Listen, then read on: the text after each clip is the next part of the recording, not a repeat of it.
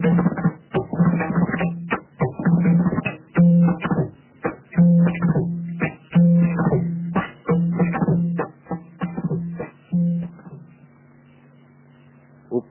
பண்டம் குப்பையிலே. உப்பிட்டவனை உள்ளளவும் நினை. துப்பு கெட்ட கழுதைக்கு உப்பு அள்ளி கொட்டு. அன்பும் அருளும் எங்கும் நிலைக்கட்டும். உப்பில்லா பாண்டம் குப்பையிலே என்று சொல்லுகிறோம். உப்பிட்டவனை உள்ளளவும் நினை என்று சொல்லுகிறோம். துப்பு கட்ட கழுதைக்கு உப்பொலி கொட்டான்னு சொல்லுகிறோம். இது எல்லாமே என்ன, எந்த உப்பை சொன்னாலும் நம்ம சாப்பிடுற உப்பு அந்த உப்பை தான். இந்த சாப்பிடக்கூடிய உப்பானது நம்ம உடம்புக்குள்ள போய் நம்ம உயிரையும் காப்பாத்து. ஏன்னா உலகில் தோன்றிய ஆதி வஸ்து உப்பு தான். அப்படி உள்ளே சாப்பிட்ட உப்பானது மலத்தின் வழியாகவும் சிறுநீர் வழியாகவும் வியர்வை வழியாகவும் வெளியேறி இந்த உடலிலும் ரசாயன மாற்றத்தை உண்டு பண்ணி நரை திரை பிணி மூப்பு மரணத்தை கொடுத்து விடுகிறது. இப்படி இந்த சாப்பிடக்கூடிய உப்பையே சித்தர்கள் ரசாயன வேதியியல் மாற்றம் செய்து இந்த வெயிலே வைத்தால் கசிந்து ஓடக்கூடிய உப்பை கசியாமலும், அடுப்பில இட்டு நாம் கிண்டுற பொழுது கருகி போகிற உப்பை கருகாமல் எப்பொழுது வெண்மையாக மணி போல் ஆடுவதாக செய்திருக்கிறார்கள். அப்படிப்பட்ட செய்த உப்பை நாம் சாப்பிட்டோமானால் 1000 ஆண்டுகள் நாம் வாழலாம் என்பதுதான் சித்தர்கள் மரணமில்லா பெருவாழ்வு என்று கூறியிருக்கிறார்கள். அப்படி அந்த உப்பை தட்டிவிட்டால் ஓடக்கூடிய ரசமாகிய பாதரசத்தை தட்டிவிடலாம். உலோகத்திலே அதே போல் பார்க்கின்ற பொழுது ஈயம் இருக்கிறது. நாம் அதை லெட்டுன்னு சொல்றாங்க. அந்த ஈயமானது கொஞ்சம் வச்சோடனே உருக ஆரம்பிக்கிறோம். அப்படி உருகக்கூடிய ஈயமானது ஒரு 500 டிகிரி வரைக்கும் உருகாமல் நிற்கக்கூடிய சக்தியை பெற்றால் அதை ஈஸியாக ரசவாதமாக பொன்னாக மாற்றி விடலாம். அதே போல இந்த லிங்கம் என்று சொல்லக்கூடிய பாதரசம் இருக்கிறது. இந்த பாதரசத்தை புகையாமல் அதை எப்பொழுதும் ஆடுற மாதிரி பண்ணியாச்சுன்னா அதிலிருந்து தங்கம் செய்து விடலாம். இதை சித்தர்கள் அனுபவபூர்வமாக செய்தார்கள். எதற்கென்றால் உடம்பை நிலைநிறுத்துவதற்காக. அப்படி ஒரு முறை போகல் செய்கின்ற பொழுது சீடர்கள் அவர்களை சரியாக ஒன்றாக தன் வழியில் வராத காரணத்தினாலே தவம் செய்ய ஒரு மலையில போய் தங்கி விடுகிறார்கள். அப்பொழுது கூட சில சீடர்கள் தங்கி இருக்கிறார்கள். அப்போ எங்கே போனா அவரை கண்டுபிடிப்பதற்காக அம்மா வங்கம் வழுக்கல லிங்கம் பழுக்கல பிச்சை போடுன்னு சொல்லிட்டு போயிடாரு. யாரு கேட்டாலும் அர்த்தம் ஒண்ணு புரியல. அப்போ போகர் தங்கி இருக்கக்கூடிய இடத்திலே இந்த பழமொழியானது அங்கே அவர் காலுக்கு எட்ட ஆரம்பிக்குது. அந்த சித்தருக்கு எட்ட ஆரம்பிச்சு என்ன செய்கிறார், அதாவது துப்பு கட்ட கலவைக்கு உப்பொலி கட்டக்குன்னு சொல்றாங்க. உடனே ஒடியாந்து கால விழுந்து கொண்டார்கள். என்ன என்று சொன்னால், இந்த உடம்பானது அழிந்து போகாமல் இருப்பதற்கு துப்பு என்று சொல்லக்கூடிய உழவு, துப்பொறி நிபுணம் சொல்றோம் பாருங்க, அந்த உழவு என்ற ஒன்று இருக்கிறது. அந்த உழவு அறியாதனால்தான் மனிதன் செத்து போகிறான். அப்போ அந்த உப்பை முறையாக கட்டி உள்ளே சாப்பிட்டு சாகாமல் இருக்கக்கூடிய வழியை நாம் தெரிந்து கொண்டால் அந்த உப்பு உள்ள கொட்டின உடனே இந்த கழுதை என்னைக்குமே ஒழுங்கா இருந்து நிலையா இருந்து மனமில்லாத நிலையை பெற்று இந்த கழுதை என்று சொல்லக்கூடிய உடம்பு என்றென்றும் சிரஞ்சீவியாக வாழக்கூடிய பக்குவத்தை பெறும். அப்படி இருக்கிற பொழுது என்ன சொன்னார்கள், வங்கம் வலுக்கவில்லை என்றால் ஏற்கனவே சொன்ன ஈயம் வலுத்து நிற்கக்கூடிய சக்தி பெறவில்லை என்றால் வங்கம் வலுக்கவில்லை என்று சொன்னார். லிங்கம் பழுக்கவில்லை என்றால் இந்த பாரசத்தை உருக்குகின்ற பொழுது அது 200 வரைக்கும் போகும்போது அப்படியே காத்துல புகஞ்சு வீணா போயிடும். அது வலுத்து நின்று விட்டால் என்றென்றும் அதை அந்த ரச மணியின் மூலமாக செம்பை பொன்னாக்குவது மட்டுமல்லாமல் அநேக மருந்துகளை செய்வது மட்டுமல்லாமல் அதை மருந்தாக்கி நாம் உடலிலே சாப்பிடுகின்ற பொழுது என்றும் சிரஞ்சீவியாக வாழலாம். அந்த உப்பைத்தான் துப்பு கட்ட கழுதைக்கு உப்பை அள்ளி கொட்டு என்று சொன்னார்கள். அப்படிப்பட்டவனுக்கு தான் என்ன பழமொழி சொன்னார்கள், உப்பிட்டவனை உள்ளளவும் நினை என்றார்கள். இதைதான் என்ன சொன்னார் வள்ளுவ பெருமான், என்னன்றி ஒன்றார்க்கும் உய்வென்றாம் உய்வில்லை செய் நன்றி கொன்ற மகற்கு என்றார். மகர்க்குன்னு யாருன்னா சீடன் என்று பொருள். ஆகவே அந்த செய் நன்றி ஏன் சொன்னார், உலகத்திலே நாம செய்யக்கூடிய எல்லா செயல்களுக்கும் திருப்பி நன்றியை செலுத்தி விடலாம். ஒரு வீடு வாங்கி கொடுக்கிறார், பெரிய பங்களா வாங்கி திரும்பி கொடுக்கிறோம், முடிஞ்சு போகுது. கடன் படும்போது கஷ்டப்படும் பொழுது ஒரு 1000 ரூபாய் கொடுக்கிறார், திருப்பி 10,000 கொடுத்தா அந்த இது முடிஞ்சு போகுது. இப்படி போகிற பொழுது எல்லாவற்றையுமே திருப்பி செலுத்தக்கூடியது. அப்படி திருப்பி செலுத்த முடியாது என்று கேட்டால் சகல நிலையடைந்த சித்தர் இருக்கிறாரு. சீடனுக்கு உலகிலே யமனை வெல்லக்கூடிய வல்லபத்தை தருகிறார். யமன் போய் எதை கொடுத்தா அவன் வேலையை முடிச்சுட்டு போயிடுவான். ஆனா யமனையும் வெல்லக்கூடிய கலைதான் இந்த மனமிலா பெருவாழ்வு என்பது. அப்படிப்பட்ட குருவைத்தான் உப்பிட்டவரை உள்ளளவும் நினை என்று சொன்னார்கள். அப்ப உப்பில்லா பாண்டம் குப்பையில என்று பார்க்கிற பொழுது இந்த உப்பில்லாத இந்த பாண்டம் இருக்கிறதே, உடலிலே இந்த சாப்பிடக்கூடிய உப்பு வெளியெல்லாம் வெளியேறி போச்சு. இருக்க வேண்டிய தாது உள்ள இல்ல. அப்படி இருக்கிற பொழுது இந்த நிலையாகிய கட்டிய உப்பு இருந்தால் இந்த பாண்டம் இந்த உடலுக்குள்ளே உயிர் எப்பவும் இருக்கும், இந்த பாண்டம் அழியாமல் இருக்கும், சுடுகாட்டுக்கோ இடுகாட்டுக்கு போகாது. அதைத்தான் என்ன சொன்னார்கள், உப்பில்லா பாண்டம் குப்பையில என்று சொன்னார்கள். ஆகவே இந்த சாப்பிடக்கூடிய உப்பையே முறையாக ரசாயன வேதியியல் செய்து அழியாத வஸ்துவாக அதை மாற்றி முப்பு என்று பெயரிட்டு இந்த உடலுக்கு உள்ளே நம்மை சாப்பிட வைத்து என்றும் அழியாத நிலையை கொடுத்தார்கள். அப்படி உப்பிட்ட சித்தர்களை தினத்தை நாம் வணங்கி நம்முடைய வாழ்க்கையில் உயர்வை பெறுவோமே. அன்பும் அருளும் எங்கும் நிலை கட்டும் மாதிரி அண்ணன் தம்பி கூட உதவ மாட்டான். அன்பும் அருளும் எங்கும் நிலை கட்டும். அடி உதவுகிற மாதிரி அண்ணன் தம்பி உதவ மாட்டான் நம்ம அடிக்கடி சொல்லிக்கிட்டு இருக்கோம். அப்போ என்ன, ஒருத்தன் அடிச்சு பயமுறுத்தினா அவன் சொன்னதை கேட்டுருவானா, இல்ல அண்ணன் தம்பி செய்யாத செஞ்சிருவானா என்று பார்க்கிற பொழுது சித்தர்கள் எதை சொல்லி வைத்தார்கள், நம்முடைய இறைவன் இருக்கின்றாரே, இறைவன் உருவங்களுக்கெல்லாம் அப்பாற்பட்டு அருவாகி உருவாகி அருவுருவாகி ஜோதியாக இருக்கின்றார்கள். அந்த ஜோதியைத்தான் இறைவனுடைய பாதைத்தான் திருவடி என்று சொல்லுகிறோம். மாணிக்கவாசக பெருமான் அழகாக குறிப்பிடுகின்றார்கள், இணையார் திருவடி என் தலை மேல் வைத்தருளி துணையான சுற்றங்கள் அத்தனையும் துறந்தொழிந்தேன் என்று கூறுகிறார். அப்ப அந்த திருவடி என்று சொல்ல குறிப்பிடக்கூடியது என்றால் இறைவனுடைய தரிசன காட்சியாகிய அந்த அருட்பெருஞ்சோதி காட்சி. அந்த காட்சியை நாம் பெற்றுவிட்டோம் என்றால் நம்முடைய வாழ்க்கையிலே நாம் விரும்பக்கூடிய இகபர சுகங்களை எல்லாம் வேண்டியதையெல்லாம் வேண்டியவாறு பெறலாம். அதைத்தான் வள்ளல் பெருமான் அழகாக குறிப்பிடுகின்றார்கள். யாரே எண்ணினும் இறங்குகின்றார்க்கு சீரே அளிக்கும் சிதம்பர சிவமே, எங்கெங்கு இருந்து உயிர் ஏதேது வேண்டினும் அங்கங்கு இருந்தருள் அருட்பெரும் ஜோதி என்று குறிப்பிடுகின்றார்கள். எதை கேட்டாலும் கிடைக்கும் உயிர்களுக்கு எப்பொழுது என்றால் இந்த உயிரானது ஆசை வயப்படுகின்ற பொழுது புலன் வழிய போற பொழுது இந்திரிய காட்சி தெரியுது. தியானம் பண்ணுகிறான், எனக்கு நட்சத்திரம் மாதிரி வருது, ஒன்னும் வரல, பல வருஷம் பண்றான், ஏன் வரவில்லை, அவனுக்கு அந்த புலன் வழியை போனதுனால அந்த காட்சி கிடைக்கிறது. அப்புறம் மனம் புலனை நடக்கிறான், மன வழியை போகிறான், மனது வழியை போற பொழுது தெரியக்கூடிய காட்சி என்ன சொல்றான், சந்திர பிரகாசங்கிறார். அதைத்தான் தன்னை அறிந்து இன்பமுற வெண்ணிலாவே ஒரு தந்திரம் நீ சொல்ல வேண்டும் வெண்ணிலாவேங்கிறார். ஏன்னா இந்த மனம் இருக்கிறதே, மனம் அடங்குற பொழுதுதான் தூங்கி தூங்கி பழக்கம் பண்ணிருக்கோம். அதனால சில பேர் பாருங்க தியானம் பண்றோமா, நான் துரியம் புரியாத மேல எல்லாம் போயிட்டோமா, உட்காந்து தியானம் பண்ணும்போது போய் தூங்கிட்டே இருப்பார். அப்படி தூங்குறது உண்மையான தியானமா அல்ல. ஏனென்றால் இந்த மனமானது தனித்திருக்கின்ற பொழுது தூங்கி தூங்கி பழகி போச்சு. இந்த வண்டி மாடு பாரு, சந்தைக்கு போற மாடு போனா ஆளுல அது பாட்டு போய் கொண்டே இருக்கும். அப்படி போகக்கூடிய மனதை அன்போடு உருகி அகம் குலைகின்ற பொழுது புறப்புறம் என்று சொல்லக்கூடிய புலன், புறம் என்று சொல்லக்கூடிய மனம், அகப்புறம் என்று சொல்லக்கூடிய ஜீவன், அதையெல்லாம் தாண்டி அகநிலை என்று சொல்லக்கூடிய ஆன்ம நிலையிலிருந்து தியானம் செய்யலாம். அப்ப பார்க்கக்கூடிய காட்சி தான் திருவடி. அந்த நிலையிலிருந்து கேட்கின்ற பொழுது நாம் ஆன்ம வடிவம் பெற்று விடுகிறோம். அப்ப மனிதநேயத்தையும் கடந்த ஆன்ம நேயத்தில் இருந்து நாம் பார்க்கின்ற பொழுது உயிர் அனுபவம் பெறக்கூடிய காட்சியினாலே நினைத்ததையெல்லாம் நாம் பெறக்கூடிய சித்திகளை பெறுகிறோம்.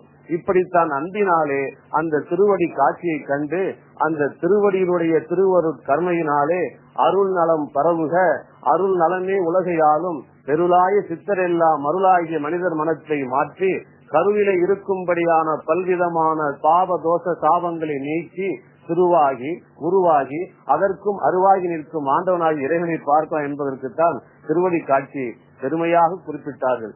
அப்படிப்பட்ட திருவடியை நாம் பார்த்து அனுபவித்த உடனே வேண்டியதையெல்லாம் வேண்டியவாறு பெற்றுக் கொள்ளலாம். இப்படித்தான் சித்தர்கள் 8 64 சித்திகளையும் அதற்கு மேலேனா அண்ணன் தம்பி கஷ்டப்படும் போது உதவுவான். யமன் வரும்போது யாரோ உதவானா முடியாது. ஏப்பா அவன் தம்பி நான் விட்டுதான் உயிருக்கு நான் கொடுப்பானோ கொடுக்க முடியாது நினைச்சா கூட. ஆனால் இந்த திருவடி இருக்கிறதே, திருவடி நீ பார்த்து விட்டால் உலகில யாருமே செய்ய முடியாத யமனை வெல்லக்கூடிய அந்த வல்லபத்தை உனக்கு கொடுத்து விடுகிறது. அதனால்தான் என்ன சொன்னார்கள், அடி உதவுவது போல் அண்ணன் தம்பி உதவ மாட்டான் என்று தெளிவாக குறிப்பிட்டிருக்கின்றார்கள். இந்த திருவடியை யோகத்தினாலே செய்தில்லாம நான் 10 வருஷமா தியானம் பண்ணிட்டே இருக்கிறாங்க, அதனால என்னை விட்டுருங்க கூட விட மாட்டார். எப்பொழுது வரும் அந்த நிலைத்தான் என்ன சொன்னார் குணங்குடி மஸ்தான் அவர்கள், சூத்திர பாவை கைரற்று வேளும் முன் சூட்சம கயிற்றை பாரடா, ஆதி சூட்சம கயிற்றை பாரடா. அழகாக சொல்கிறார். சாத்திர வேதம் சதகோடி கற்றாலும் சமய நெறியினில் ஆச்சாரம் பெற்றாலும் பாத்திரம் ஏந்தி புறத்தில் அலைந்தாலும் பாவனையாலே உடல் உள்ளம் இழைத்தாலும் மாத்திரை போது யமன் வரும் போது மற்றொன்று உதவாது சூத்திரமாகிய தோணி கவிழும் முன் சுத்தானை நேர்படுத்திக்க நான் உடனே பண்றாங்க. அப்படிப்பட்ட திருவடியை நாம் குருவருளால் சித்தர் அருளால் நாம் இந்த ஜோதியை உருவமத்திலே கண்டுகொண்டால் அதே மாதிரி உலகத்துல எதுவுமே உதவ முடியாது. அப்படி உதவுவதற்கு ஆண்டவன் நமக்கு அருள் செய்வாராக. அன்பும் அருளும் எங்கும் நிலைக்கட்டும். பணம் பந்தியிலே, குணம் குப்பையிலே, ஆடை பாதி ஆள் பாதி. அன்பும் அருளும் எங்கும் நிலைக்கட்டும். பணம் பந்தியிலே, குணம் குப்பையிலே. அடிக்கடி கேட்கிற பாட்டு சொல்லக்கூடிய பழமொழி. ஆடை பாதி ஆள் பாதி. நாங்கெல்லாம் எல்லாத்தையும் திறந்து விட்டார்கள் கூட, எல்லா ஆசையும் திறந்தா கூட உலகத்துக்காக இந்த மாதிரி பட்டுக்கிட்டு தான் போட்டுக் கொள்கிறோம். காரணம் ஏன்னா ஆள் பாதி ஆடை பாதி. ஒரு சித்தர் இருந்தாருங்க, எல்லாவற்றையும் கடந்த அருட்பெரும் ஜோதி தரிசனத்தை பற்றி அனைத்து உயிர்களையும் மனிதநேயத்தையும் கடந்து ஆன்மநேயத்தோடு பார்க்கக்கூடியவர். யார் பார்த்தாலும் யார் கேட்டாலும் நல்லவனோ கெட்டவனோ அவருக்கு எல்லா அருள்நலத்தையும் செய்வார். அப்படி இருக்கிற பொழுது ஒருத்தருக்கு ரொம்ப நாளாக வயது 20 முயற்சி பண்ணி 35 வயது வரைக்கும் திருமணம் ஆகவில்லை. போகாத கோவில் இல்லை, பார்க்காத ஜோதிடர் இல்லை, செய்யாத பரிகாரம் இல்லை. கடைசியில போய் இந்த சித்தர் மகானை பார்க்கிறார்.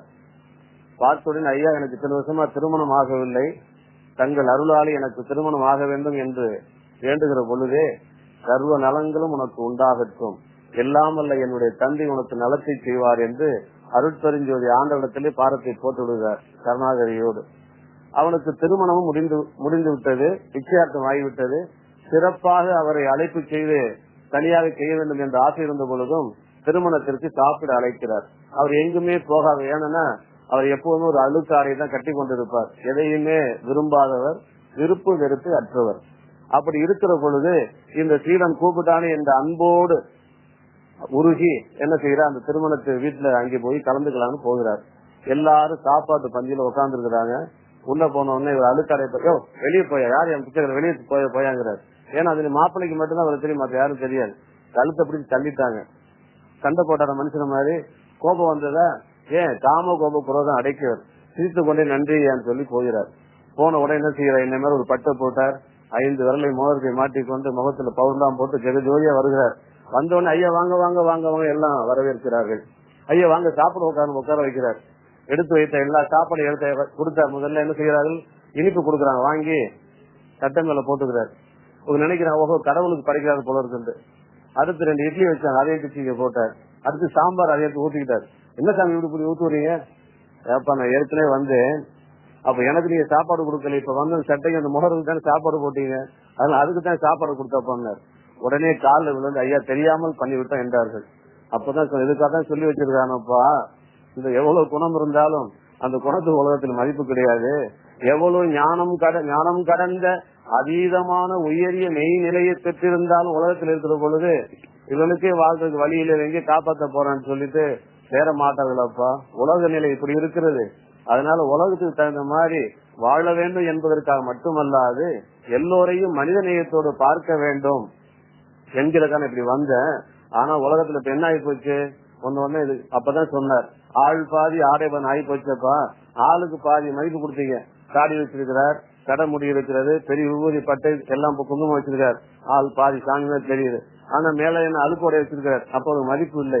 ஆனா பட்டை கட்டி கொண்டு முதலாம் போட்டோன்னு அந்த ஆளுக்கு பாதி மதிப்பெண் மார்க்கு, அந்த உடைக்கு பாதி, பெரிய நிலைக்கு தூக்கி விட்டு. இதைத்தான் ஆள் பாதி ஆடை பாதி என்று கூறி பணம் பந்தியிலே குணம் குப்பையில் என்று சொன்னார்கள்.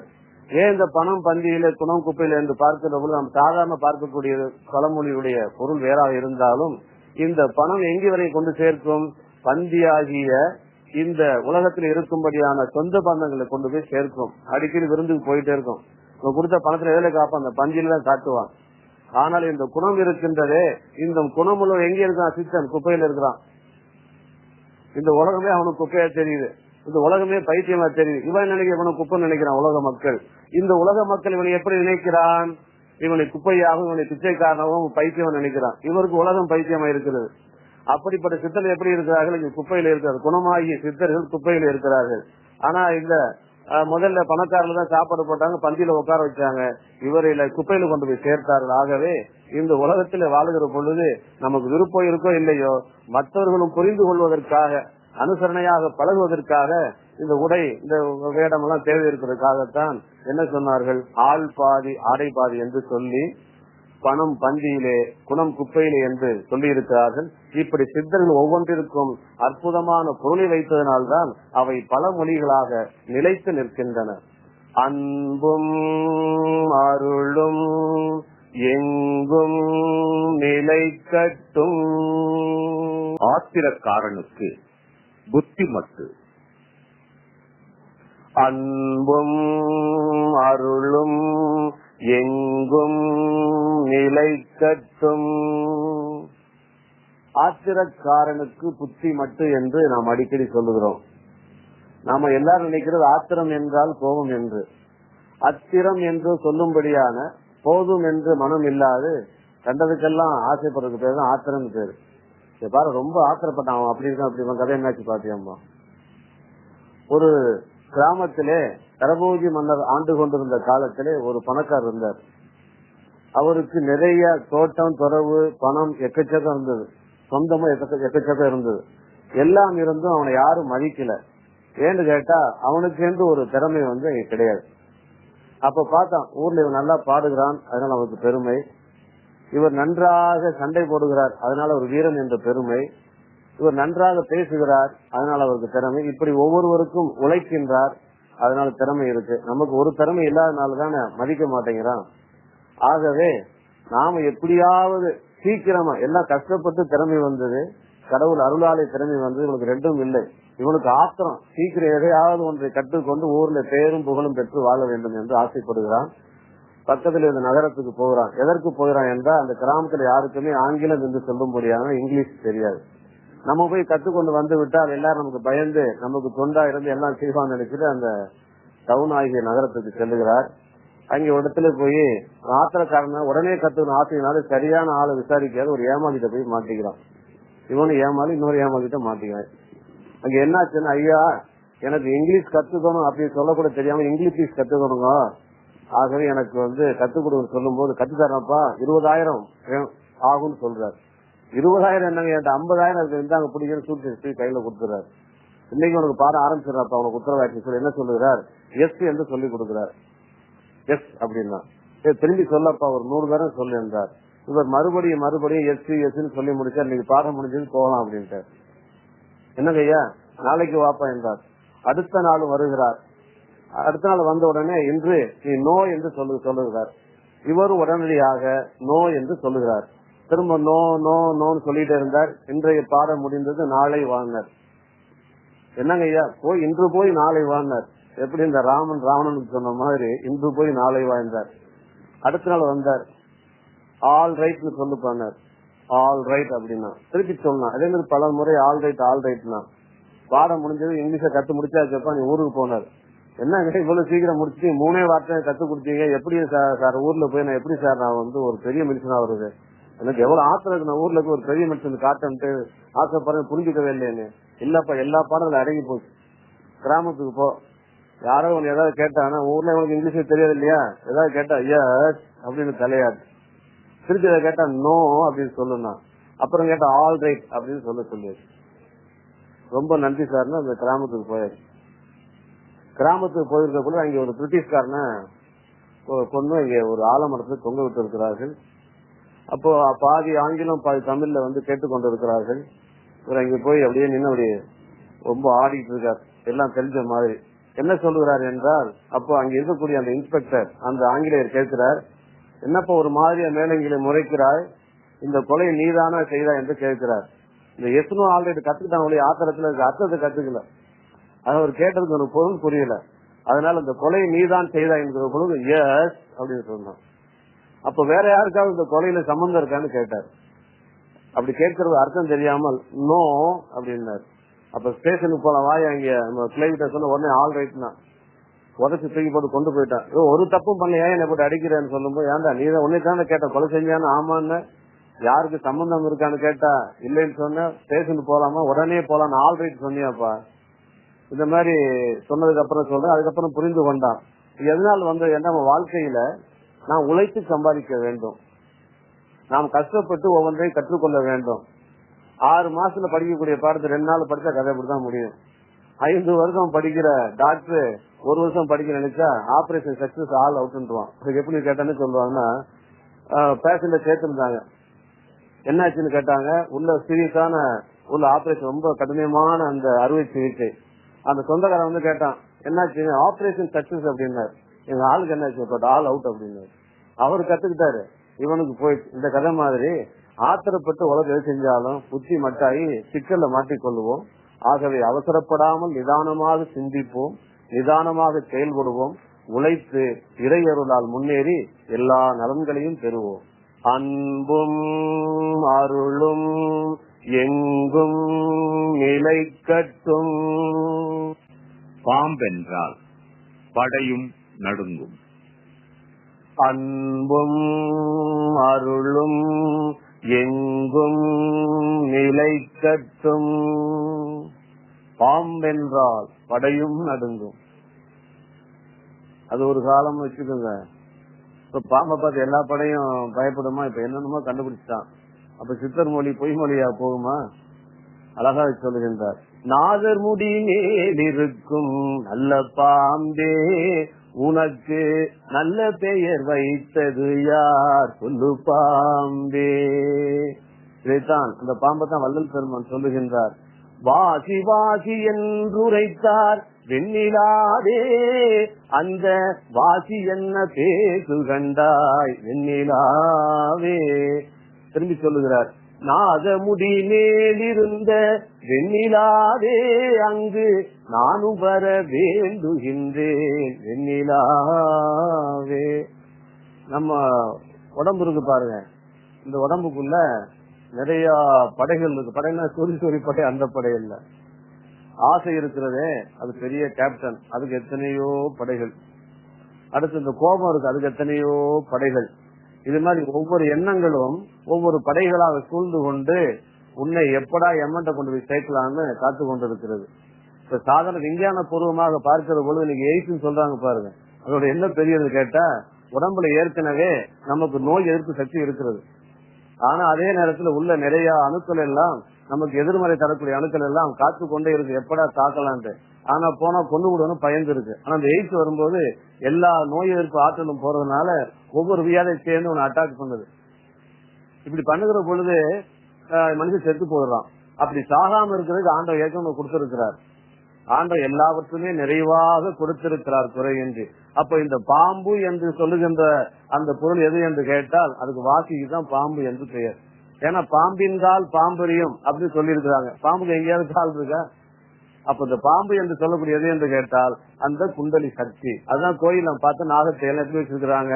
இந்த குண்டலி சக்தியை காட்டுறதுக்காகத்தான் இந்த சூரிய சந்திரர்களை பின்னி கொண்டு இருக்கும். அப்படியே பின்னி 2 நாகங்கள் வைத்திருப்பது இந்த கட்டை வெள்ளம் தொடங்கி இடுப்புக்கு வந்து கழுத்துக்கு வந்து மேலே சேர்வதைத்தான் அப்படி வைத்தார்கள். அப்ப இந்த பாம்பு இருக்கிறதே, இந்த குண்டலி சக்தி உனக்கு நீ விழித்துக் கொண்டால், உண்மையான அன்பினாலே விழித்துக் கொண்டால், இறைவனுடைய அருளாலே இந்த குண்டலி சக்தி நீ பார்த்து விட்டால் இந்த உடம்புல இருக்க எல்லா வியாதிகளும் போய்விடும்.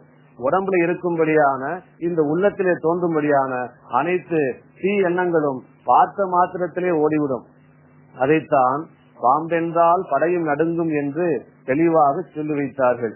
ஆனா இந்த பாம்பு என்று படை நடுங்கக்கூடிய அந்த குண்டலி சக்தியை பற்றி எப்படி இருப்பான் அதை சொல்லுவார் சித்தர். ஒரு ஊரிலே ஒரு கோயில்ல ஒரு பாம்பு இருந்தது. அந்த பாம்பு இருக்கிற பொழுது என்னாச்சுன்னா கோயில்ல வந்து ஒரு பக்தனை தீண்டி விட்டது. அப்போ என்ன பண்ணது, உடனே ஆஸ்பத்திரி ரொம்ப தூரம். அப்ப என்ன செய்கிறார்கள் என்றால், அருகிலே இருக்கும்படியான சகல மருத்துவங்களையும் அறிந்த, சகலருடைய மனத்தினையும் அறிந்த சகல ஜீவராசிகளுடைய பாசையும் அறிந்து ஒரு சித்தரை மகான் இருந்தார். அவர்கிட்ட தூக்கிட்டு ஓடுகிறார்கள். இவனை என்னாச்சு என்று கேட்கிறார். ஐயா, இவனை பாம்பு கடித்து விட்டது என்று சொன்ன உடனே அந்த மருந்தை கொடுத்து அவனை காப்பாற்றுகிறார். எந்த பாம்பு கடித்தது என்று கேட்கிறார். நம்ம ஊர் கோயில் இருக்கிறதே, அந்த கொல்லிமலையில் இருக்கும்படி அந்த கொல்லிப்பா 8 கையம்மா அங்க இருக்க பாம்பு கடிச்சதுனர். அங்க இருக்க தாயும் நல்லவளாச்சே, அந்த கொல்லிப்பா தாயும் நல்லவள், அங்க இருக்கக்கூடிய பாம்பு நல்லவளாச்சே, எப்படி கடிச்சிருப்பா, வாங்க பாக்கலாம்னு சொல்லி போகிறார். அங்கே போன உடனே தாய் அந்த பாம்பு பார்த்து சொல்லுகிறார், தாயே நிலைமை யாரையும் கடிக்காதனர். அது அப்படியே உள்ளே போய்விட்டது.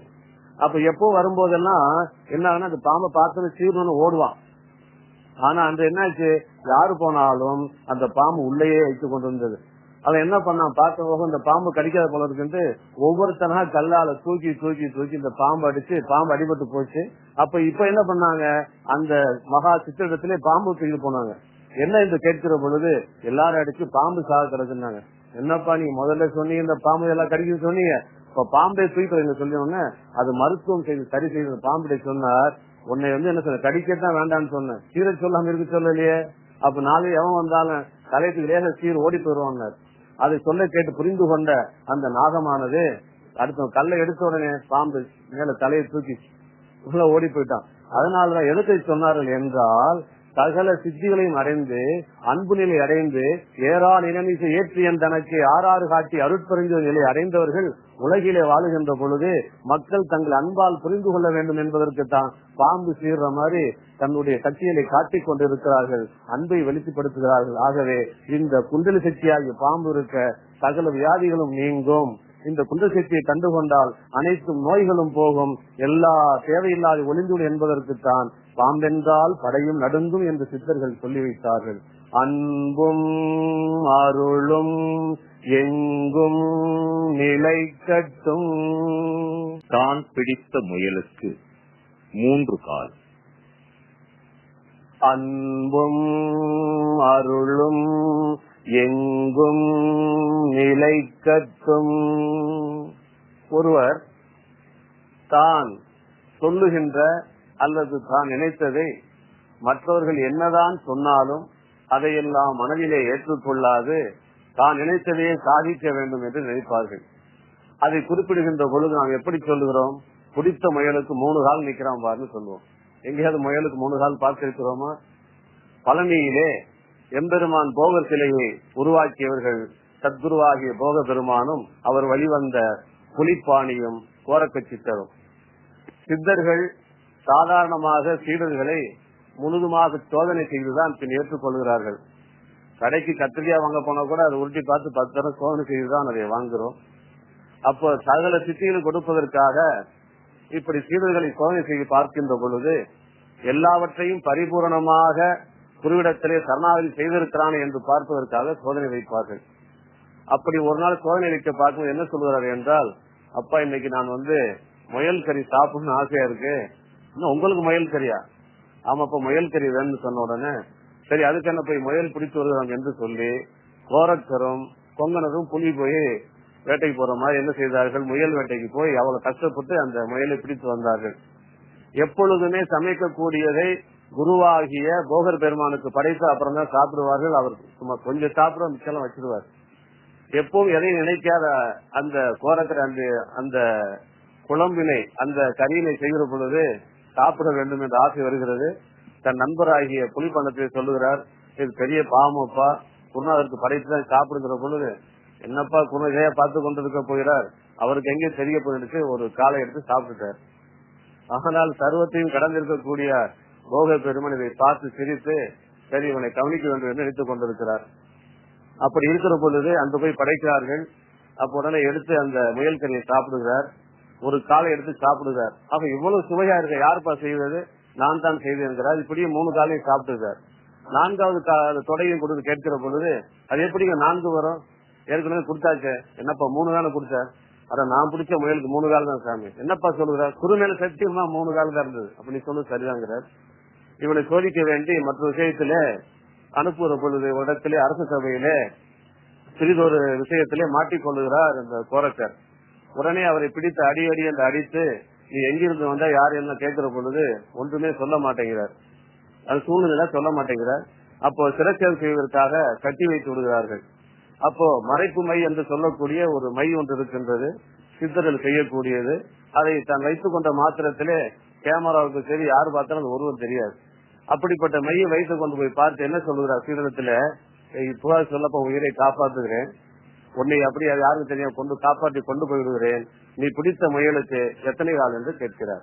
அப்ப என்ன சொல்லுகிறார், ஐயா இந்த உயிரே போனாலும் போச்சு, உலகமே போனாலும் போச்சு, நான் குரு மேல சொன்ன சத்திய வார்த்தையை திருமூலர் சொன்னார், தெளிவு குருவின் திருநாமம் சொல்லல் என்று சொன்ன மாதிரி நான் உங்க பேர் மேல சத்தியம் பண்ணிட்டேன், உயிர் போனாலும் கவலை இல்லைன்னு சொன்ன சப்பாசுடைய குரு பக்தியை போற்றுகிறேன் பாராட்டுகிறேன் என்று கூறி காப்பாற்றி கொண்டு வந்தார். இது மாதிரி நல்லதுக்காக நான் பிடிச்ச முயலுக்கு 3 நாள் பிடிக்கலாம், உண்மையை நிலைநாட்ட பிடிக்கலாம், நல்லது செய்யறதுக்கு பிடிக்கலாம்.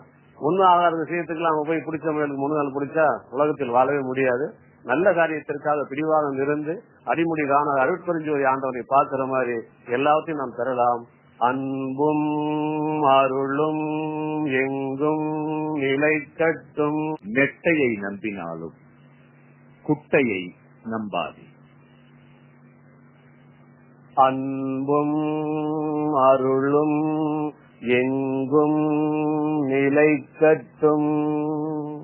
நெட்டையை நம்பினாலும் குட்டையை நம்பாத அப்படிங்கிற பழமொழி எல்லாருக்கும் தெரிந்தது. இது நம்ம என்ன நினைச்சுக்கிட்டு இருக்கோம், ஆள் உயரமா வாட்ட சாட்டமா இருக்காரு இவர் நம்பலாமாப்பா, ஆளுக்குள்ள குட்டையா இருக்கும் நம்பாதப்பாங்கிறான். அப்படி பார்த்த உலகத்துல கதையே வேற மாதிரி ஆகிப்போடும். இதுல அப்படி சொல்லியிருப்பார்களா, மகான்கள் அப்படி சொல்லியிருப்பார்களா, நம்ம சிந்திக்காதனால கஷ்டப்படுகிறோம். இந்த ஒவ்வொன்றுக்கும் பரிபாஷையா சொல்லியிருப்பார்கள். பரிபாஷை என்கிற பொழுது அதுக்கு பல பொருள் உண்டு.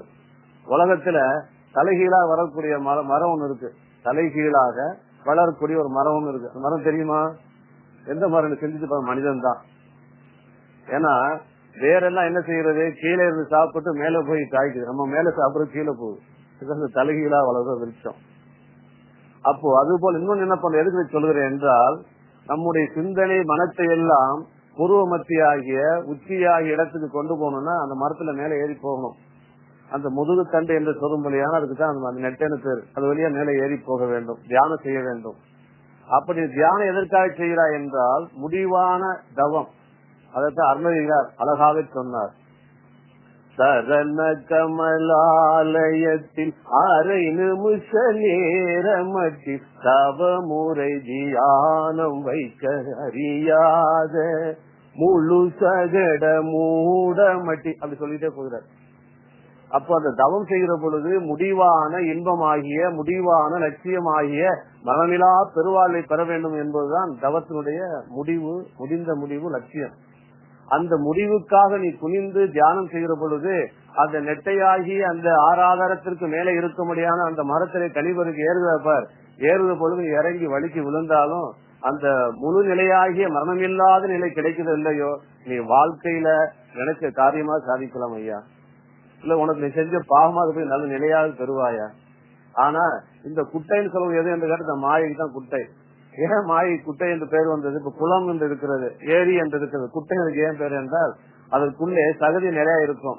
தண்ணி பார்த்தா மேல நிறைய இருக்கிற மாதிரி குளிக்க இறங்குவான், உள்ள போனோன்னு சகதிக்குள்ள மாட்டிக்குவான், கத்தப்பட முடியாது, உள்ள கொண்டு போயிடு, ஆழம் தெரியாம கொண்டு போயிடும். ஆனா ஒருத்தன் மரத்துல இருந்து விழுந்தான்னு வச்சுக்கோங்க, ஒருத்தன் பார்த்து காப்பாத்துறதுக்காக வழி இருக்குது. ஆனா அந்த குட்டைக்குள்ள ஒருத்தன் இறங்கியாச்ச என்ன ஆகும், அவனை காப்பாத்துறதுக்கு ஆளே இருக்காது, உள்ள மாட்டி செத்து போவான். அப்படிப்பட்ட குட்டை போல இந்த மாய் என்கின்ற உனக்கு வெளியே பார்க்க அழகாத்தான் இருக்கும். பாப்பான் எல்லாம் ராத்திரியும் போல சாமி கோயில் குளம் சுத்துறோம், என்னத்தை சம்பாதிச்சிருப்போம், ஏதோ நம்ம வாழ்க்கையில கஷ்டப்பட்ட மாதிரி சம்பாதிச்சு போறேன்ட்டு மாயில் உழந்து கொண்டே இருப்பான். மேலே தெரியும், உள்ள போய் மாட்டிக்கொண்டால் நீ மேல வரவே முடியாது. அப்படி மேல வர போக முடியாது தான் மாயைன்னு சொன்னாங்க. ஏன் மா என்றால் யா என்றால் இருப்பதும் இல்லாத மாதிரி இருக்கும். அப்போ அப்படிப்பட்ட மாயிலே அந்த குட்டையில போய் சிக்கிக்கிட்டேன்னு வச்சு நம்பி உள்ள இறங்கிட்டால், அப்படிப்பட்ட குட்டையாகிய மாயில நம்பி இறங்கி விட்டால் நீ உன்னுடைய வாழ்க்கையை முடிந்து போகும். நீ அடுத்து உன்னை செய்த பாவத்திற்கும் இசை செயல்களுக்கும் மனிதனா பிறப்பாயோ அல்லது பன்றியாக பிறப்பாயோ நாயாக பிறப்பாயோ சிங்கமாக பிறப்பியோ தெரியாது. ஆகவே அடுத்த பிறவில பாத்துக்கலாம்னா முடியாது. ஏன்னா இது ஒருத்தர் என்ன பண்றாரு, சாகும் பொழுது சங்கரா சங்கரான்னு சொன்னா போதும் அதனால நினைச்சுட்டு இருக்காரு. ஒருத்தருக்கு குரு உபதேசம் கொடுத்தாரு. என்ன கொடுத்தாருன்னா, அந்த குருவிட்ட கேட்டான், சுலபமாக எனக்கு கடவுள் அருள் அடையுங்க, நான் வட்டி வாங்க விட முடியாது, வியாபாரத்துல ஏமாத்திர விட முடியாது. ஆனா எனக்கு கடவுள் நான் பார்க்கணும், ஆசிரியர் வேணும்னா சுலபமா அது இருக்கு வழின்னு சொன்னார். என்ன வழி என்று கேட்கிற பொழுது எப்பவும் சங்கரா முருகான்னு சொல்லணுமாப்பா. ரொம்ப எப்படி எப்போது சொல்ல முடியும்னா உன் பேருக்கு பையனுக்கு பேரு கருப்பன் சுப்பன் என்ற பேருக்கு ரெண்டையும் மாத்து. இதை என்ன பண்ற முருகா சங்கரான்னு வையினார். ஏன்னு கேட்டா எப்போ முருகா சங்கரான்னு சொல்லிட்டே இருக்கலாம், சாகும்போது சங்கரான்னு எதுக்கு எப்படி கூப்பிடலாம், ஏன்னா உயிர் இருந்த பையனை கூப்பிட வேண்டிய இருக்குன்னு நினைச்சு இவன் சொல்றான். ஆனா கடைசி காலம் வந்தது, அப்படி சாகுற நேரம் வந்தது. அப்ப என்ன சொன்னா பொண்டாட்டி சொல்லி அப்பா அந்த சங்கராவை குமரா வர சொல்லு, அவனோட உயிரில் வைக்கிறான்னு சொல்லி யாரோ ஒரு ஆள் வர சொல்றாரு. பையன் 2 பேரும் வந்தாச்சு. வந்த உடனே அட பாவீங்களா அப்படி சொல்லும் போது உயிர் போயிடுச்சு. அப்ப சாகும்போது சங்கரான்னு சொல்ல முடிஞ்சதா? இவனால சொல்ல முடியல. ஏன் இந்த மாயை என்ற குட்டையை நம்புறதுனால. எப்போ நெட்டையாகிய அந்த அருட்பெருஞ்சோதியை காட்டக்கூடிய தியானத்தை நம்பி இருந்தானே சாகும்போது சங்கரான்னு சொல்லி இருக்கலாம். கடைவழிக்கும் அது உனக்கு உதவாம போயிடும். ஆக இதைத்தான் என்ன சொன்னார்கள், இந்த ஞான வழியிலே போகின்ற பொழுது இறைவனை நம்புகிற பொழுது நெட்டையாகி அந்த ஞான வழியை நம்பினால் உனக்கு நன்மை உண்டு, உலகத்தில் போன நன்மை இல்லை என்பதற்குத்தான் இதை சொன்னார்கள். அன்பும் அருளும் எங்கும் நிலைக்க பொன் கிடைத்தாலும் புதன் கிடைக்காது. அன்பும் அருளும் எங்கும் நிலைக்கட்டும்.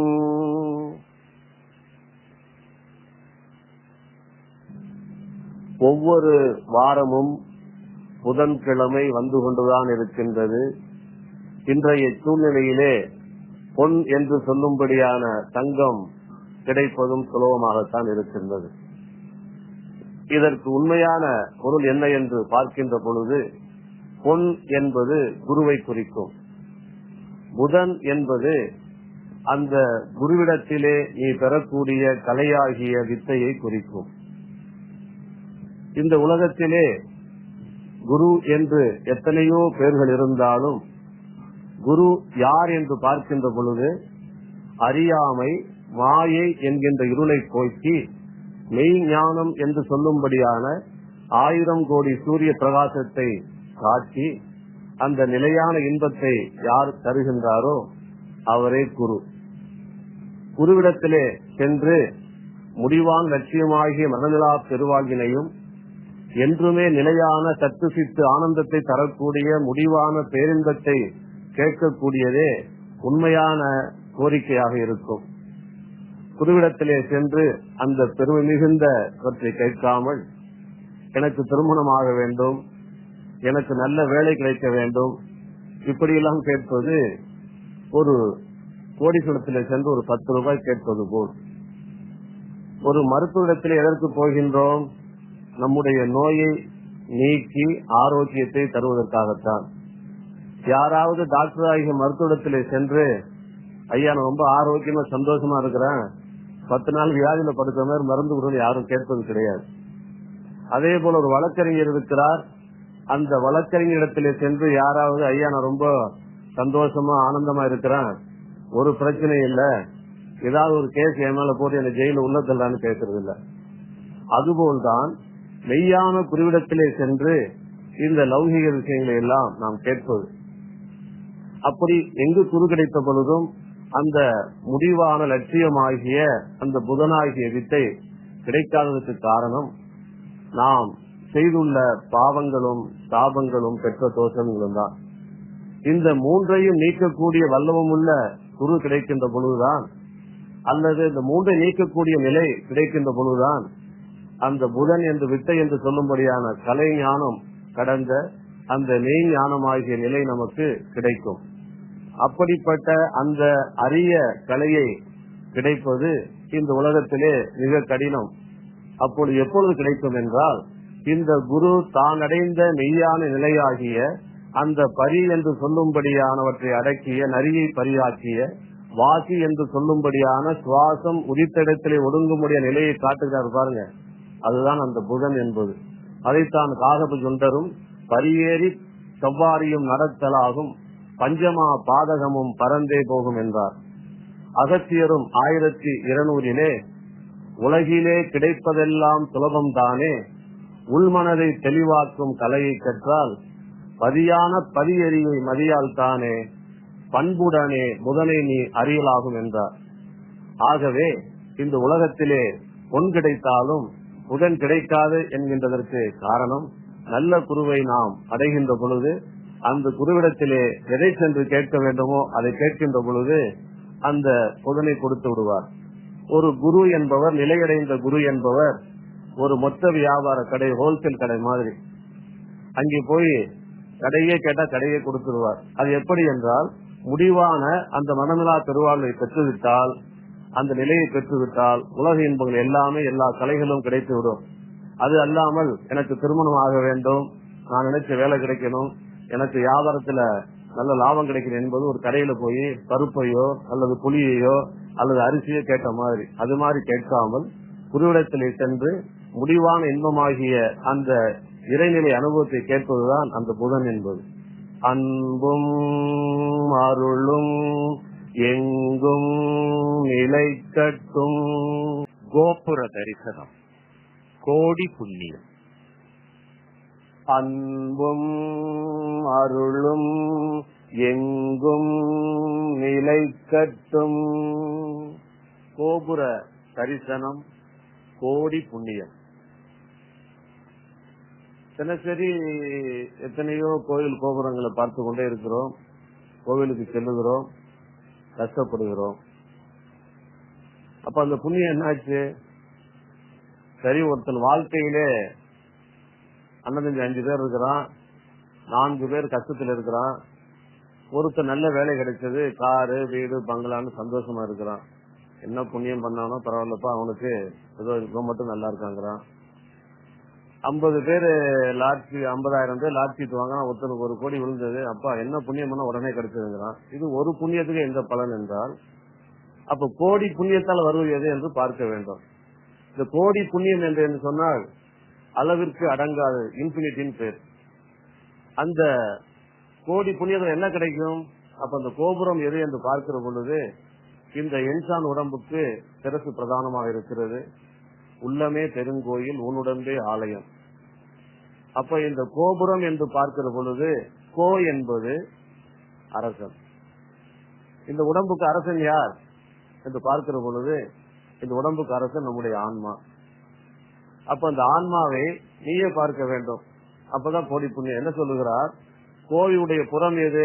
ஆன்மா தங்கியிருக்கக்கூடிய இடம். இந்த உடம்பிலே எங்கெங்கெல்லாம் நினைவு இருக்கிறதோ, எங்கெங்கெல்லாம் நாடி நரம்புடைய இயக்கம் இருக்கிறதோ, அங்கெல்லாம் இந்த இயக்கம், இந்த உயிர்ப்பு சக்தி, பிராண சக்தி சென்று அந்த உயிர் எல்லா இடத்திலும் நிரம்பி இருக்கிறது. அப்போ அந்த கோ என்று சொல்லும்படியான ஆன்மாவுடைய புறமாகிய புருவ மத்தியிலே அது தன்னை பார்க்க வேண்டும். அது எல்லா காட்சியும் பார்த்து கொண்டிருக்கணும். எதையெல்லாம் விரும்புகிறாயோ அந்த கர்மையினாலே இறைவன் முருகப்பெருமானை வழிபடுகின்ற பொழுது அங்கே முருகப்பெருமான் தரிசனம் கிடைக்கிறது. என் ஐயன் மகா சிவபெருமான் பைரவன் நினைக்கிற பொழுது பைரவன் காட்சி கிடைக்கிறது. என்னை பெற்று வளர்த்தெடுத்த தாய் அந்த பாலகமை நினைக்கிற பொழுது அந்த உபாசனை அவருடைய காட்சி தெரிகிறது. இதற்கெல்லாம் தாண்டி அந்த கோடி புண்ணியத்தால் கிடைக்கக்கூடிய அந்த அருட்பெருஞ்சோதி காட்சி எப்ப கிடைக்கும்? அதைத்தான் சொல்லுவார்கள் அருமையாக. தன்னை அறிய தனக்கொரு கேடில்லை, தன்னை அறியாமல் தானே கெடுகின்றான். தன்னை அர்ச்சிக்கும் அறிவை அறிந்தபின் தன்னை அர்ச்சிக்க தான் இருந்தானே என்கின்றார். யாரு? திருமூல பெருமான். இதையே அருட்தந்தையாகிய சிவவாக்கிய பெருமான் சொல்லுகிறார். எண்ணிலே இருந்ததொன்றை யான் அறிந்ததில்லையே, எண்ணிலே இருந்த ஒன்றை யான் அறிந்து கண்டதின், எண்ணிலே இருந்த ஒன்றை யாவர் காண வல்லீரோ, எண்ணிலே யான் இருந்து யான் உணர்ந்து கொண்டேனே. அப்ப தானாகிய ஆன்மாவிலே அந்த கோவுடைய புறமாகிய அந்த ஆன்மாவுடைய புறம், உடம்பெல்லாம் நிறைந்திருந்தாலும் அதற்கென்று உள்ள புறம். உலகெல்லாம் சிவன் கோயில் இருக்கிறது, சிவன் சதாகாலம் எங்க இருப்பார்? சிவபுரம். அதுபோல எல்லா இடத்திலும் நீக்கமர உடலிலே அந்த பிராணனாக உயிரான உயிர்ப்பு சக்தி நிலைத்திருந்தாலும் அது சதாகாலம் தனக்கென்று இருக்கக்கூடிய இடம் எது என்றால் அந்த கோபுரம் என்பது அந்த உச்சி. அதுதான் உஜந்த பெருமான் சொன்னார். பாரப்பா பரபிரம்மத்தை சொல்லுகிறார். பாரப்பா புருவமத்தி ஏதென்றாக்கால் பரபிரம்மமானதோர் அண்ட உச்சி. அந்த அண்ட உச்சி தான் உண்மையான புருவமத்தி என்று பெயர். அந்த காட்சி அங்கே பார்க்கிற பொழுது என்ன கிடைக்கின்றது? இந்த கோடி புண்ணியத்தினாலே வரக்கூடிய மரணமில்லாத நிலை என்பது உள்ளே கிடைக்கிறது. அப்போ அந்த உள்ளே இருக்கக்கூடிய அந்த 1000 கோடி சூரிய பிரகாசமாகிய தன்னை பார்த்தவுடனே தானே அந்த இறைவன் ஆகிவிடுகிறான், இறைவனே தான் ஆகிவிடுகின்றான். அதைத்தான் ஞான தந்தையாகிய குணங்குடி மஸ்தான் சாஹிப் அவர்கள் நான் என்பது அற்று தான் என்பது உற்று நான் தானாக அருள் புரிய வேண்டும் என்றார். கடவுளத்தில் கேட்கிறார்கள் வரம், எனக்கு பேர ஒண்ணு பெருசா வேண்டாம் ஐயா, இதை மட்டும் கொடுங்க. என்ன என்றால் நான் என்பது அற்று தான் அந்த கடவுள் என்பது உற்று நான் தானாக அருள் புரியும் என்று கேட்டார். அப்படி கேட்ட உடனே அதுல எல்லாம் முடிஞ்சு போச்சு. அப்ப அந்த கேட்டது ஆண்டவன் கொடுக்கிற பொழுது இந்த புருவமத்தியாகி உச்சியிலே அந்த தரிசனத்தை பார்த்த உடனே எல்லா பாவங்களும் நீங்கி விடுது. அதைத்தான் பரியேறி சவாரி நடத்தலாம்னு சொன்ன. அந்த சவாரி எங்க நடத்தினாலும் மேல உச்சியில போய் அந்த ஜோதியை பார்த்த உடனே அதற்கு ஏன் அந்த திருவண்ணாமலை என்று பெயர். அந்த உச்சி கோபுரத்துல போய் பார்க்கிறோம். அங்கு ஏன் என்றால் அது அக்னி ஸ்தலம். நம்முடைய சூரியகலையாகவும் ஓடுகிற பொழுது வலதுபுறத்திலே சுவாசம் ஓடுது, இடதுபுறத்திலே சந்திரகலையாக ஓடுகிறது. இரண்டும் ஒக்க வெளிநோக்கி ஓடுகின்ற பொழுது கேவல சுழுமுனையாக ஓடுகிறது.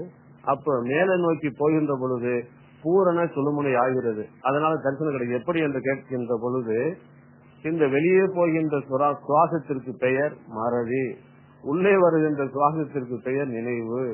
அப்ப அந்த உள்ளே கும்பகம் என்று சொல்லக்கூடியதுக்கு பேர் செயல்பாடு. இந்த மூன்றையுமே அற்று அந்த மேலே சுவாசமானது தான் உயிர்க்கிடத்தில் இருக்கிற பொழுது அந்த தன்னை அறியும்படியான அந்த அருள்நிலை கிடைக்கிறது. அப்ப அந்த உள்ளே பார்க்கக்கூடிய அந்த கோபுரத்தை பார்த்து விட்டால் அனைத்தும் நீங்கி உலகில் இருக்கக்கூடிய துன்பங்கள் எல்லாம் நீங்கி அனைத்தும் நீயாக நீயுமே அனைத்துமாக ஆகி எல்லாம் பரமாகி நீயே பரமாகி சதாகாலம் வாழக்கூடிய அந்த பெருவாழ்வை தரக்கூடியதான் அந்த கோபுர தரிசனம், பாவ விமோசனம்.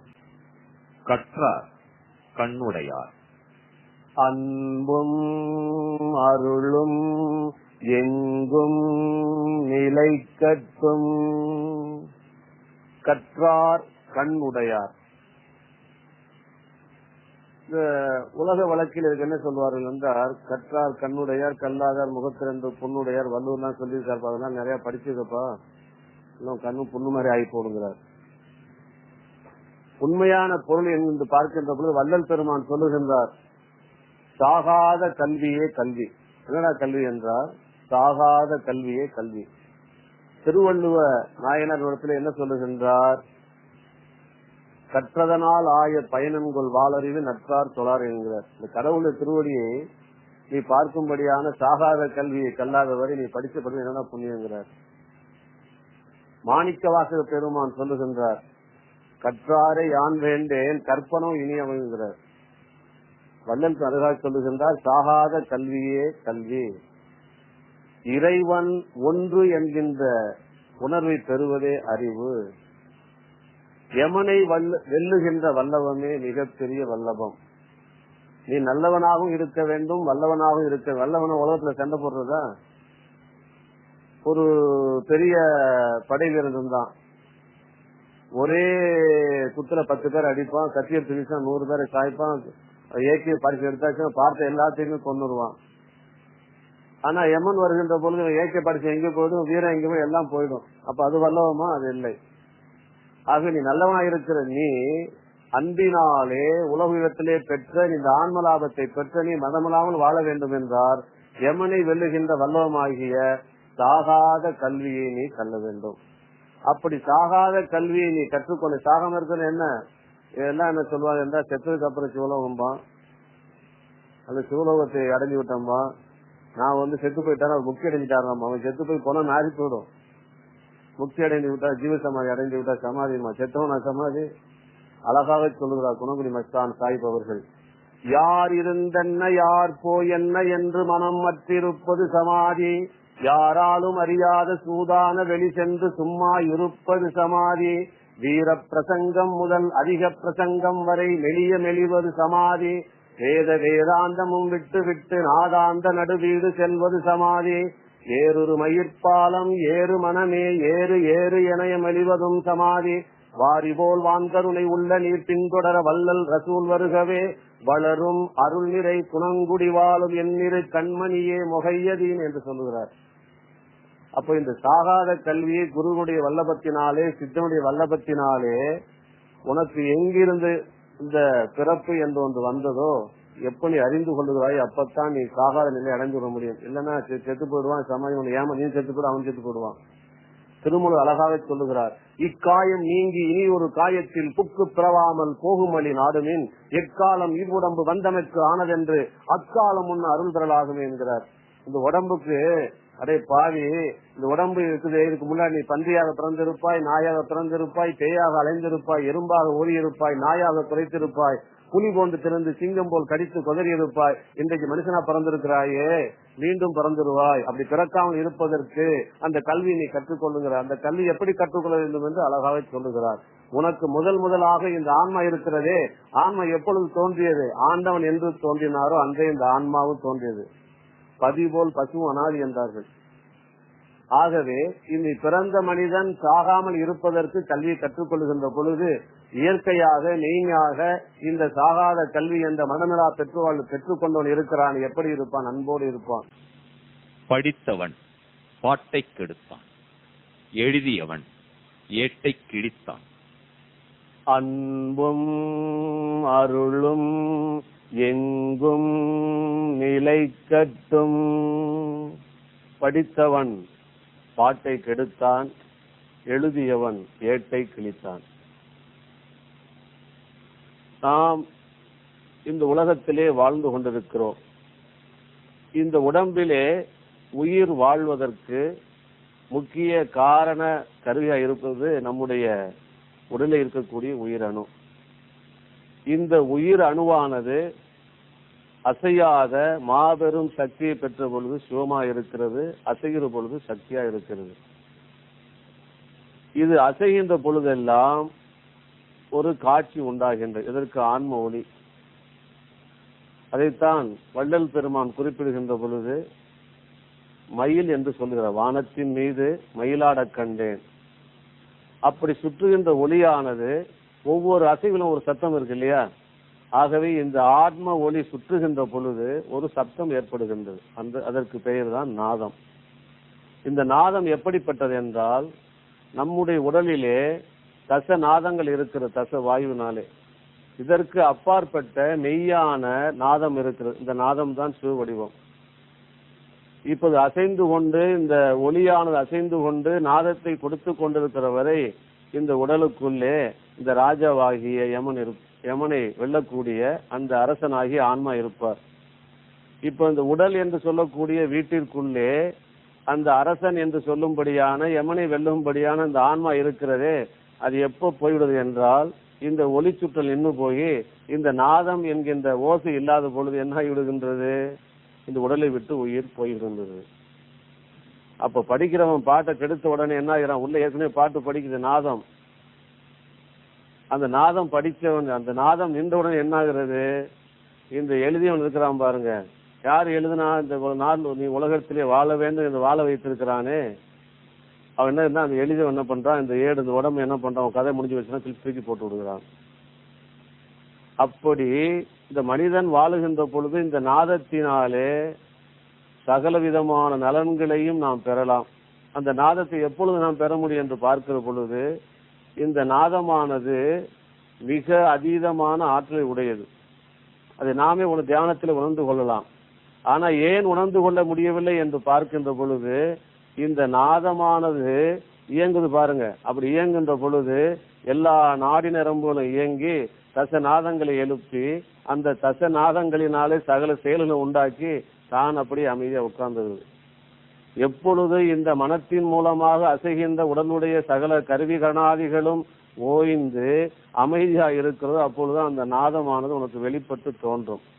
அப்ப அந்த வெளிப்பட்டு தோன்றுகின்ற அந்த நாதத்திலே உன்னுடைய மனதினை செலுத்தி அந்த இயற்கை நாதத்திலே உன்னை கொண்டு சேர்த்து விட்டால், அந்த நாதத்தை கொண்டு போய் நீ சேர்த்து விட்டால் உனக்கு அந்த முடிவான நிலை கிடைத்துவிடும்.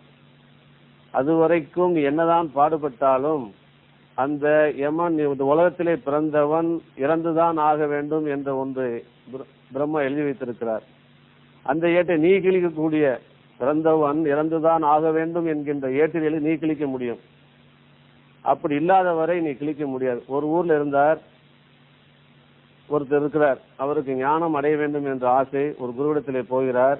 அந்த குரு சொல்லுற, அப்பா ரொம்ப சுலபமான வழி இருக்கு, நீ எந்த பொருளை நீ பார்த்தாலும் சரி நீ கடவுள்னு பார், நீலேருந்து பார்க்க கத்துக்கோ, உனக்கு அப்பதான்டா அன்பு வரும், இந்த உள்ள நாதம் கேட்கும், அந்த நாதத்தால் நாதனாகி சிவனை நீ கண்டுகொள்ளாங்கிற. ரொம்ப நன்றி ஐயான்னு சொல்லிட்டு எதை பார்த்தாலுமே இறைவனாகவே பாவிச்சு உலகத்துல பழகிட்டே இருக்கார். அப்போ ஒரு நாள் தெருவழியிலே நடந்து போய் கொண்டிருக்கிறார். எல்லா ஜனங்களும் அப்படியே பரிதவித்து ஓடுகிறார்கள். ஓஹோ, கடவுள் எல்லாம் ஓடிக்கொண்டு சிரித்து கொண்டே போகிறார். ஏன் ஓடுறான்னு நினைக்கல, புத்தி இல்ல பாருங்க. அந்த நாதம் தான் அவனுக்கு புத்தியை வேலை செய்யும். நாதம் எப்பொழுது நினைவோடு சேருதோ அப்பதான் இயற்கை அறிவு தோன்றும். அது வரைக்கும் மடமையா இருக்கிறான்.